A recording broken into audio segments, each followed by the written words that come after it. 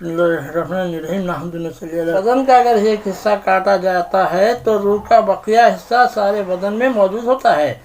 وہ اس وقت قوی ہوتا ہے، اس لیے آدمی چلاتا ہے، تڑپتا ہے، مگر جب ساری روح کھینچی جاتی ہے تو اس میں ضعف کی وجہ سے اتنی قوت ہے تو اس کی بقدر سانس کے اکھڑنے کے وقت اس میں آواز پیدا ہوتی ہے جو سنائی دی جاتی ہے۔ قوت نہیں ہوتی تو یہ بھی پیدا نہیں ہوتی۔ اس کے نکلنے کے بعد ہر عضو آہستہ آہستہ ٹھنڈا ہونا شروع ہو جاتا ہے۔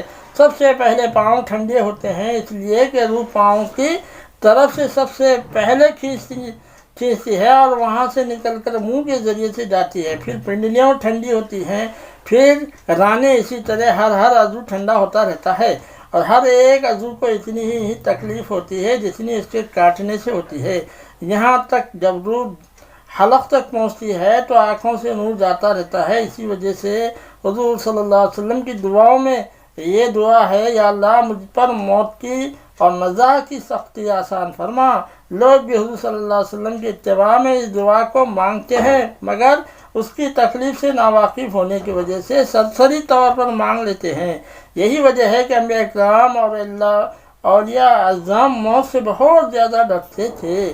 حضرت عیسیٰ علیہ نبی علیہ السلام کا ارشاد اپنے حوارین سے ہے، میرے لیے حق تعالیٰ شانوں سے اس کی دعا کرو، نزاع کی تکلیف مجھ پر آسان ہو جائے۔ موت کے ڈر نے مجھے موت کے قریب پہنچا دیا۔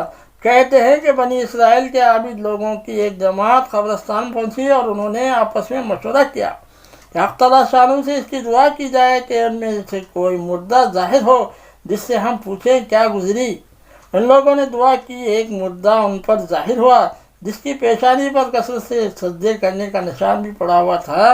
وہ کہنے لگا، تم مجھ سے کیا پوچھنا چاہتے ہو؟ مجھے مرے ہوئے 50 سال ہو گئے لیکن موت کے وقت کی تکلیف اب تک میرے بدن سے نہیں گئی۔ ایک حدیث میں حضور صلی اللہ علیہ وسلم کا ارشاد ہے، یا اللہ تو روح کو پڑوں سے، ہڈیوں سے، انگلیوں میں سے نکالتا ہے، مجھ پر موت کی سختی آسان کر دے۔ حضرت حسن رضی اللہ تعالیٰ عنہ فرماتے ہیں، حضور صلی اللہ علیہ وسلم نے ایک مرتبہ موت کی سختی کا ذکر فرمایا اور یہ ارشاد فرمایا، اتنی تکلیف ہوتی ہے جتنا کہ 300 جگہ تلوار کی کاٹ سے ہوتی ہے۔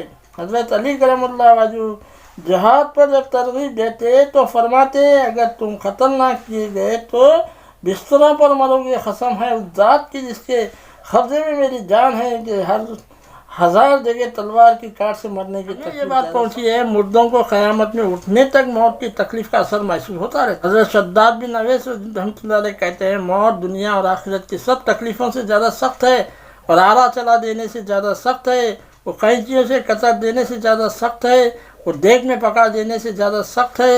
اگر مردہ قبر سے اٹھ کر مرنے کی تکلیف بتائے تو کوئی شخص بھی دنیا میں لذت سے وقت نہیں گزار سکتا۔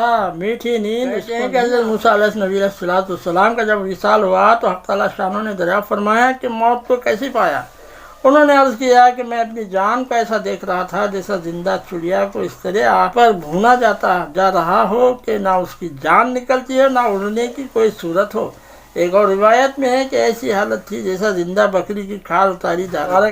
حضرت عمر رضی اللہ عنہ حضرت کعب رضی اللہ عنہ سے دریافت کیا، موت کی کیفیت بیان مومنین جس طرح کانٹے دار ٹہنی کو آدمی کے اندر داخل کر دیا جائے، جس کے ساتھ بدن کا ہر جزو لپٹ جائے، پھر ایک دم اس کو کھینچ لیا جائے، اسی طرح جان کھینچی جاتی ہے۔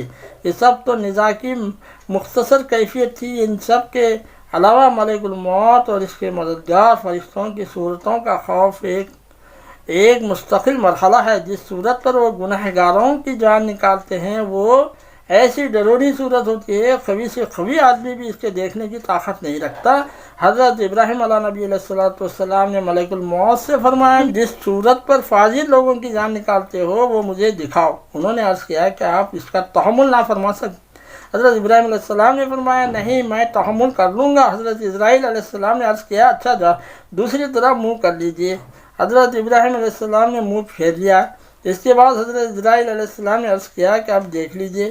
حضرت ابراہیم علیہ السلام نے جب اوپر دیکھا تو ایک نہایت کالا آدمی دیو کی شکل، بال بہت بڑے بڑے کھڑے آئے، وہ کالے کپڑے، اس کے منہ سے ناک سے آگ کی لپیٹیں نکل رہی ہیں۔ حضرت ابراہیم علیہ نبی علیہ السلام یہ حالت دیکھ کر غشی آ گئی، بڑی دیر ہوا تو ملک الموت اپنی پہلی صورت پر تھے۔ حضرت ابراہیم علیہ السلام نے فرمایا اگر فاضل شخص کے لیے کوئی دوسری آفت نہ ہو تب بھی یہ صورت ہی اس کی آفت کے لیے کافی ہے۔ اللہ ہم سب کی حفاظت فرمائے۔ سبحان اللہ۔